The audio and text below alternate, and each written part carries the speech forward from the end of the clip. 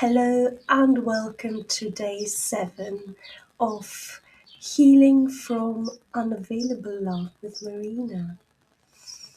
Today I want to ask a question that can feel uncomfortable, but it is often the question that begins the real change. What is this actually costing you? Not only emotionally, but mentally, physically, financially, professionally, and relationally.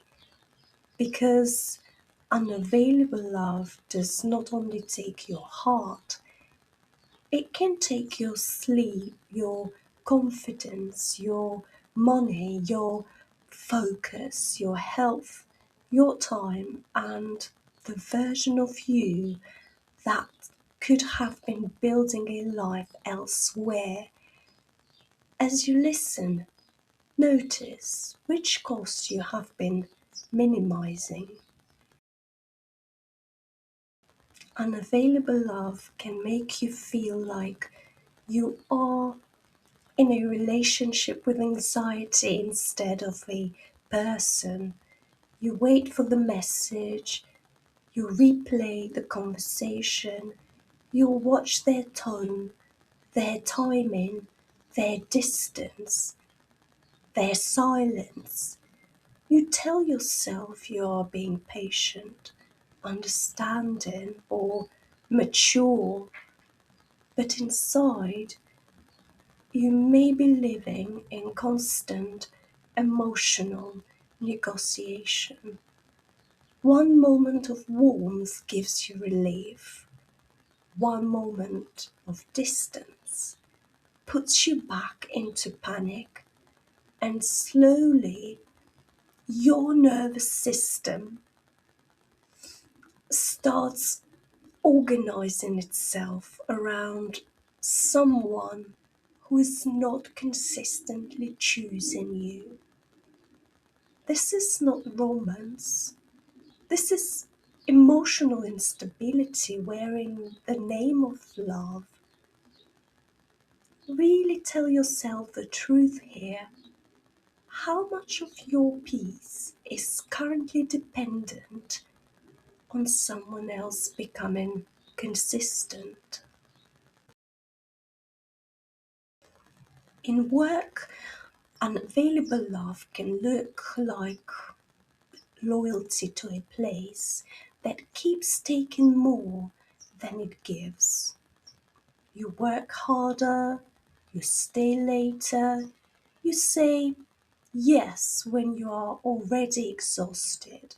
You accept vague promises about future recognition, future pay, future opportunity. You keep proving your value to people who benefit from your overgiving but do not truly meet you with respect, reward, or support.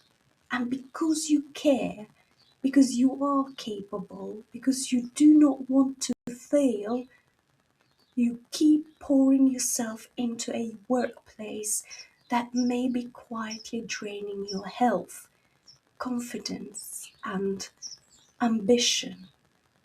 At some point, decision becomes self erasure. Now, I'm curious, what are you still hoping this work situation will finally prove about your worth? An unavailable friendship can make you feel lonely while still technically having a friend. You are there for them. You remember their important moments, you check in, you listen, you forgive the absence, the consolations, the emotional one sidedness. But when you need support, suddenly the connection becomes thin. They are busy, they disappear, they change the subject, they come back when they need something. And because it is only friendship, you may tell yourself it should not hurt so much. But friendship wounds hurt because friendship is meant to be a place of mutual care, not a place where you keep auditioning for basic consideration. What part of you is still trying to earn care from someone who has repeatedly shown you they only receive it? Your body may be paying for a connection your mind keeps defending. You may call it love, loyalty, responsibility, or patience, but your body may call it tightness in the chest, a heavy stomach, headaches, exhaustion, sleeplessness, loss of appetite, overeating, tension, dread, shutdown. Before the date, the meeting, the message, the shift, the call, your body may already begin preparing for disappointment. This matters because the body often stops lying before the mind is ready to stop explaining. You cannot keep calling something safe if your body has to brace itself every time it comes close. Now, where has your body been carrying the cost of something your mind is still trying to justify? Sometimes unavailable love does not only break your heart, it empties your bank account. You pay for the trips, the extra fuel, the gifts, the meals, the courses, the therapy, the clothes, the emergencies, the unpaid work, the time off, the energy it takes to recover from being disappointed again. You may spend money trying to become easier to choose, harder to leave, more impressive at work, more useful as a friend, more acceptable as a partner. But the painful truth is this: sometimes you are not investing in love, you are funding the hope that one day you will be chosen. The next question is important, so take your time. What has this pattern already cost you financially, and what are you afraid you would have to feel if you stopped paying?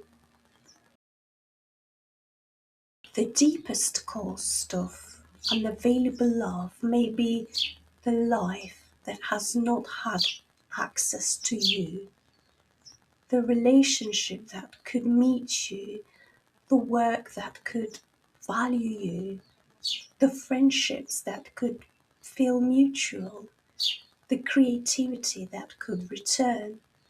The rest of your body has been asking for. The confidence that could grow if your energy was not constantly spent decoding, providing, proving, waiting, and recovering.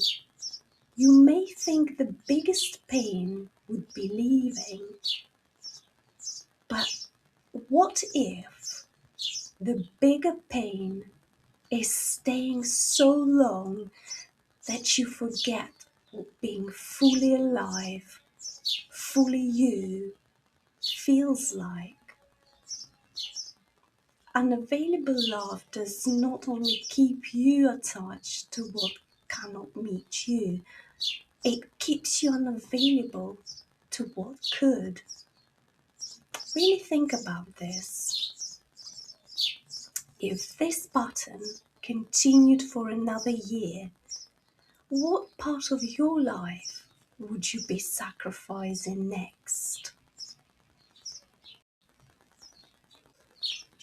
Today, I do not want you to ask whether you're a bad person, whether the workplace is completely wrong, whether the friendship meant nothing, or whether there is something terribly wrong with you. That is not the deepest question. Ask yourself, what is this costing me? My peace? My health? My money? My confidence? My future? My ability to recognize available love when it arrives? And if answering that question brings emotion, let it in. That emotion may not be weakness. It may be the part of you that is finally tired of paying for connection with your own disappearance.